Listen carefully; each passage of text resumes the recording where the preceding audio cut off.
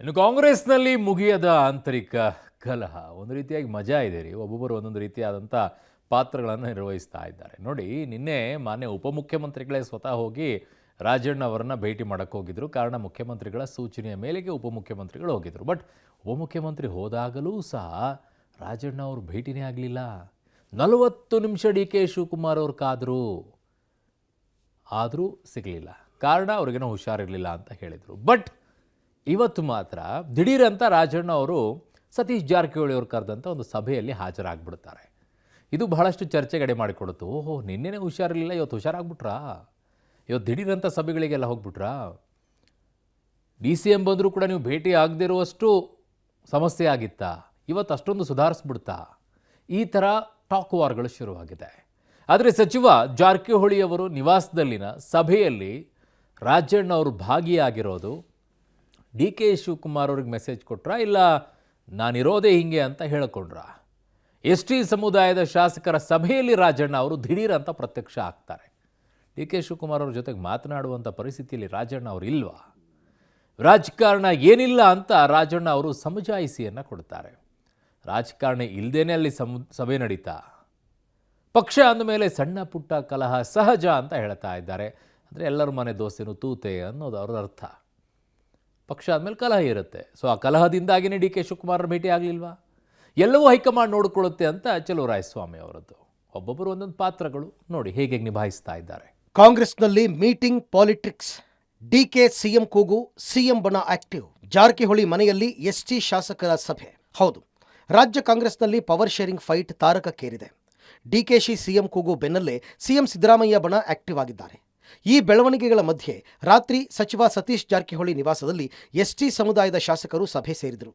ವಾಲ್ಮೀಕಿ ಸಮುದಾಯದ ಪ್ರಸನ್ನಾನಂದ ಸ್ವಾಮೀಜಿ ಕೂಡ ಸಭೆಯಲ್ಲಿ ಭಾಗಿಯಾಗಿದ್ದರು.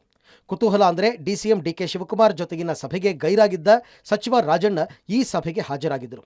ನಮ್ಮ ಸಮಾಜದ ಸಮಸ್ಯೆಗಳ ಬಗ್ಗೆ ಚರ್ಚೆ ಮಾಡಿದ್ದೇವೆ, ಇದರಲ್ಲಿ ರಾಜಕಾರಣ ಇಲ್ಲ ಅಂತ ರಾಜಣ್ಣ ಸಮಜಾಯಿಷಿ ಕೊಟ್ಟರು. ಸಣ್ಣ ಪುಟ್ಟ ಕಲಹಗಳು ಇದ್ದೇ ಇರುತ್ತೆ, ಹೈಕಮಾಂಡ್ ಎಲ್ಲವನ್ನೂ ಗಮನಿಸುತ್ತೆ ಅಂತ ಸಚಿವ ಚಲುವರಾಯಸ್ವಾಮಿ ಹೇಳಿದ್ದಾರೆ. ಅದು ಸ್ವಾಮೀಜಿಯವರು ಕರೆದಂಥದ್ದು.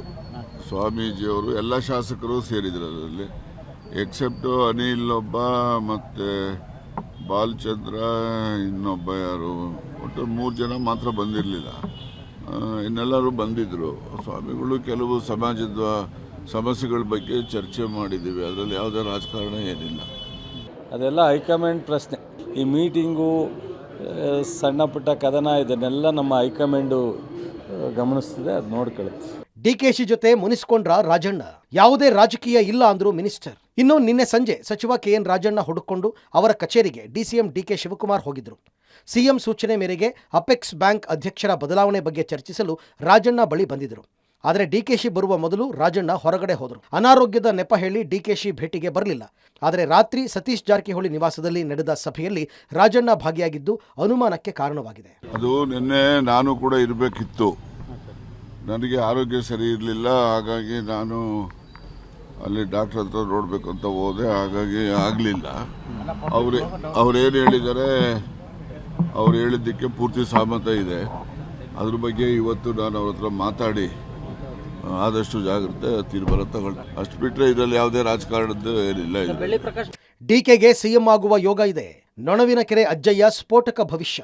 ಇವೆಲ್ಲದರ ಮಧ್ಯೆ ಡಿಕೆ ಶಿವಕುಮಾರ್ ಅವರಿಗೆ ಸಿಎಂ ಆಗುವ ಯೋಗ ಇದೆ ಅಂತ ನೊಣವಿನಕೆರೆ ಅಜ್ಜಯ್ಯ ಸ್ಫೋಟಕ ಭವಿಷ್ಯ ನುಡಿದಿದ್ದಾರೆ. ಡಿಕೆಶಿ ಮುಖ್ಯಮಂತ್ರಿ ಆಗಬೇಕು ಎಂಬುದು ಎಲ್ಲರ ಆಸೆ, ಜನರ ಸಂಕಲ್ಪ, ರೈತರ ಆಸೆ. ಶ್ರೀಮಠದ ಆಶೀರ್ವಾದದಿಂದ ಅವರು ಸಿಎಂ ಆಗ್ತಾರೆ. ಯಾವ ದಿನ ಅಂತ ಹೇಳೋದಕ್ಕಾಗಲ್ಲ ಅಂತ ಸ್ವಾಮೀಜಿ ಹೇಳಿದ್ದಾರೆ. ಎಲ್ಲರ ಆಶೆನೇ ಇದೆ. ರೈತರದು, ಸದ್ಭಕ್ತರದು, ವರ್ತಕರದು ಎಲ್ಲರ ಆಸೆ ಇದೆ. ಆ ವ್ಯಕ್ತಿ ಒಬ್ಬ ಯೋಗ್ಯವಾದಂಥ ವ್ಯಕ್ತಿ ಇದ್ದಾನೆ, ಅವರು ಮುಖ್ಯಮಂತ್ರಿಗಳಾಗಬೇಕು ಅಂತ ತಮ್ಮೆಲ್ಲರ ಸಂಕಲ್ಪ ಇದೆ. ನಮ್ಮ ಶ್ರೀಮಠದ ಆಶೀರ್ವಾದ ಇದೆ. ಒಂದು ದಿನ ಅವರು ಆಗ್ತಾರೆ ಅಂತಕ್ಕಂಥ ಮಾತನ್ನು ಕೂಡ ನಾವು ಹರಿಸ್ತಾ ಇದ್ದೀವಿ. ದಿನಗಳಲ್ಲಿ ಹೇಳೋಕ್ಕಾಗಂಗಿಲ್ಲ. ಒಟ್ನಲ್ಲಿ ರಾಜ್ಯ ಕಾಂಗ್ರೆಸ್ನಲ್ಲಿ ಕುರ್ಚಿ ಬಡಿದಾಟ ನಾ ಕೊಡೆ ನೀ ಬಿಡೆ ಅನ್ನುವಂತಾಗಿದೆ. ಹೈಕಮಾಂಡ್ ನಿರ್ಧಾರ ಏನು, ಕಾದು ನೋಡಬೇಕಿದೆ. News desk, Public TV.